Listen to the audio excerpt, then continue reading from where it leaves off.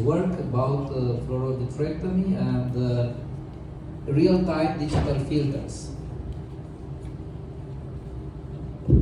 Dear colleagues, I first want to say that I'm really grateful to be invited here from Professor Stanca and Professor Bauta, and it's a pleasure to present in front of the Romanian audience. Now, I will speak about fluorovitrectomy, which I name it like this, albeit I'm not the first one to do it, because the fluorescein is something we know really good and we use in our practice, and it is a very safe substance with really potent qualities as dye. So here is the beginning of my presentation. I wanted to just show that there are papers from 2007, from 1977, and also from 77th year. I was born in 76. So it's something that we really know well. Here, what is the concentration of the solution that I use? It's the most common question. It is not more than 0.1%. And what is the main idea? The difference between the fluorescein and the triamcinolone, which we know and use for staining the vitreous, is that the triamcinolone covers only the surface of the vitreous, but the solubility of the fluorescein in the water and obviously in the vitreous is really remarkable. You can see how well the vitreous is stained, and this is a natural image. There is no digital enhancement or changing of the image. So this is the periphery. What is the main important thing to do in the vitrectomy? Of course, to remove the vitreous. That is why we name it vitrectomy. Since I started to do this staining of the vitreous, I found myself doing better vitrectomy. I mean, I have less vitreous left in the eye simply because I see it. Why, in my opinion, the fluorovitrectomy doesn't show a daylight since it was tried almost 30 years ago? Because at that time, the periphery was more or less not seen by the vitreal surgeons because there were no available wide field viewing systems, and the vitrectomy was with contact lens, as we may say, 30 degrees vitrectomy. So I find here a really useful application about the fluorescein because we have it, it's widely available, of course it's not as expensive, and it adds to our armamentarium. In the vitreal surgery there is something like a postulate. If we see, we are allowed to work. If we don't see, we better stop to not induce more damage. Here you can see, this is a 23 gauge vitrector, and you can see clearly well how we can remove the vitreous, and we can be sure that we remove it. Otherwise, you might be surprised how much vitreous, especially in the periphery, can be left in the eye. So the fluorescein is absolutely safe substance in the eye. There is no phototoxicity, at least reported, because we know that in some patients with advanced proliferative diabetic retinopathy, when we are doing fluorescein angiography, we often have a leakage of fluorescein inside the eye without any consecutive issues. So I think this might be a useful addition to our dyes during vitrectomy. We know that we speak about chromovitrectomy, and fluorescein is something that is underappreciated. This is another case in which you can appreciate the peripheral vitreous and the vitreous anatomy, because the vitreous is not a homogeneous jelly-like substance. There are a lot of structures inside. You have peripheral cisterns, you have posterior pole cisterns, and these cisterns can be visualized with the fluorescein. Using the fluorescein doesn't alleviate the option to use a triamcinolone alone, because sometimes you might need to see the posterior hyaloid. It is really important and mandatory to induce PVD during the vitrectomy in order to be sure that you don't leave posterior hyaloid on the surface of the macula, because we know really well that it might lead to vitreomacular interface issues. Here I'm trying to clean the posterior pole. This is obviously the bursa premacuaris and bursa prepapularis area. And also, one thing to note is that the fluorescein is really hard to be removed from the eye. So there is a learning curve how much to be put in the eye in order to continue your procedure without too much fluorescein in the eye.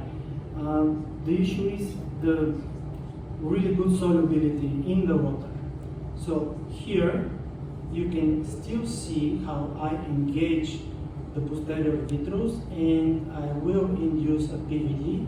You saw the peripheral arch of the posterior hyaloid, and of course later on we can clean completely the vitreous from the eye. I'm using again 23 gauge vitreoscope here, and obviously the system of the visualization is ingenuity. And why I say that? Because it will transition to the digital filters, which might be used later. So you see how many or how much vitreous strands are in the eye, and it might take a while, but you will be completely, or let's say 90-95% sure that you have completed the vitrectomy as it should be done. Now, we can use, in that case it was a membrane duo, and this is the native view of the fundus. Now, I developed a filter which can be applied during the surgery to facilitate easier and better visualization of the structures of the interest. Now, the key word here is a contrast. What is the idea of the digital filters? It is the ability to alter the image to increase the contrast of the certain tissue of interest. In that case, this is the stained IRM. And with this filter, I don't know if you have noticed it, the peripheral view is, let's say, less visible, because the glares and the reflections from the periphery sometimes might alter our view. Here, a big, let's say, a big thing is the high dynamic range of the Ingenuity camera, which allows us to see nearly perfect in almost every lighting condition. In that case, we can be really close to the macula with the light pipe, and still we have a sensible image. This is the idea of the dynamic range. Now, here is the regular image, and you can appreciate the difference between the filtered image and the one that was with the digital filter. This is another thing. This is a macula of a highly myopic eye. It is thin, and we have a pale fundus behind.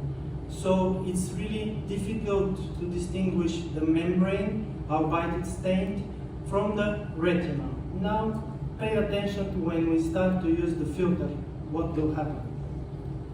Just a moment. Now, suddenly we see better the stained tissue, because again the contrast between black and white here is the key feature of the filter, because the blue light which is the staining of the ILM, actually is the darker part from the image.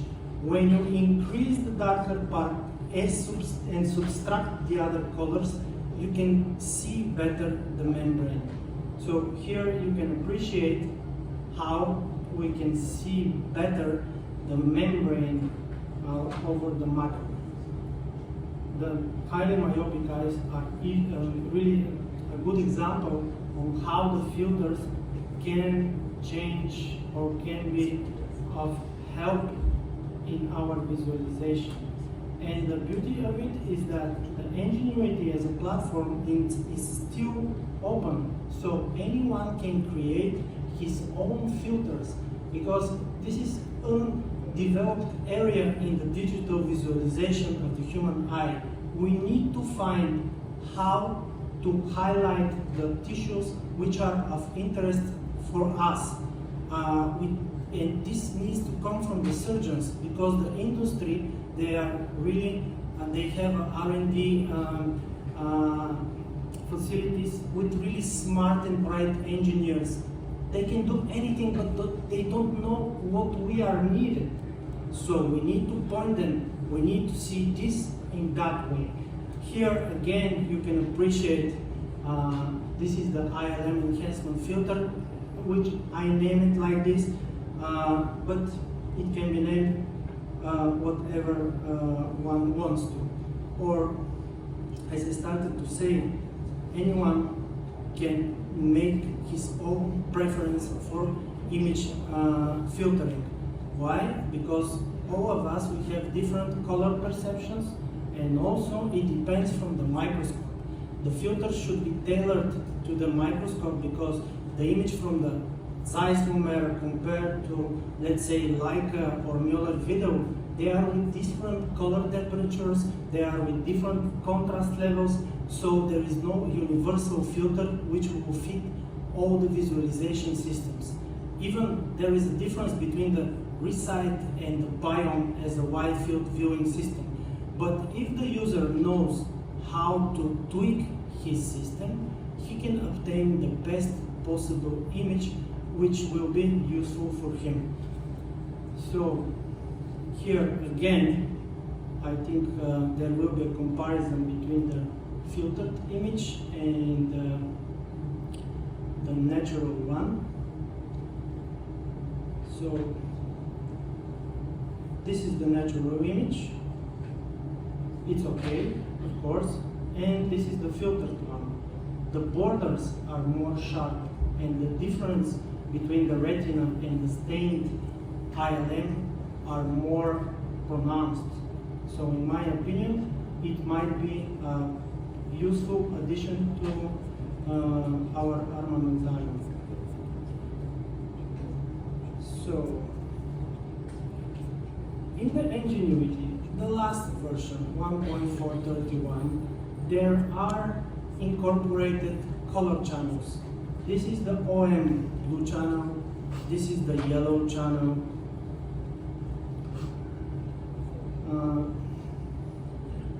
You can see the green and monochrome channel, but these are only simple modifications with subtraction of the colors RGB, red, green, blue.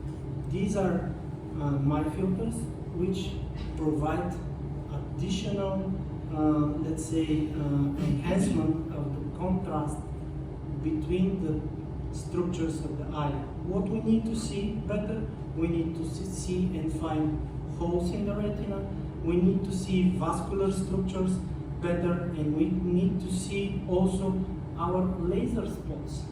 So please keep an eye on the laser, and you can probably appreciate when we go to the ILM enhancement filter, just a moment, to see how suddenly the marks will appear round and better visible. You see the break, it is really better visible. And with that, I think we will conclude the posterior segment working, and we will, I will show something on the anterior segment. On the left side of the image, you see a regular color image with a red Komodo camera. On the right, you can see a modified Falcon Ingenuity image with the fundus reflex enhancement. I want to stress your attention on the transparency of the lens and the lens structures also. Now, when we start to do the phacoemulsification, normally we lose the red reflex, or we see a suboptimal red reflex. Here the microscope is size Lumera, and you can see how on the modified Ingenuity image, you still see the transparency of the pieces. In contrast, on the left part, you see some grayish areas which cover or obscure our depth perception. What I found useful for the anterior segment here is that I have a depth perception and I can see the tip which is inside of the piece. So I think this is a useful addition, and the best thing is that it's real time. It is not something that you do in Photoshop later. This is with added value for safety when we perform anterior segment procedures. So here, observe the natural image and observe the modified image, where you can see more information about the situation. What is the information needed for us? It is the difference between transparent tissues. The lens is fairly transparent, the anterior capsule is transparent, the posterior capsule is transparent, the vitreous also is transparent. So we need to find a line which will determine a different contrast levels between them in order to be more, let's say, capable to distinguish them, and in that way we will work more safely. Now this is the emulsification done, and here we have a contrast enhancement filter which I use normally for INA. You see a different color presentation, and now we can see transparency of the cortex, and also we see pretty well the anterior rhexis. So here, these filters also help in social media, which is something that we don't think of up to now. You see the blood on the regular image, it looks like a blood. So Facebook, Instagram, or YouTube will label this as a graphic content, and it might strike you even. On the right image, the blood is orange. So their automatic bots are not programmed to see for orange things. So just a hint how this can be used.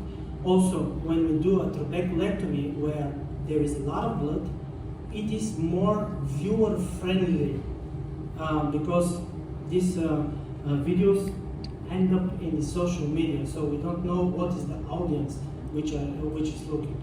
So with that said, this is the end of my presentation, and thank you for your attention.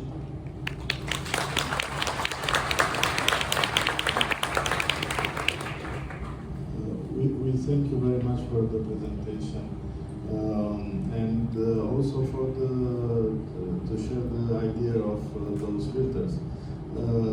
One question: I had the impression that you had a colorant also.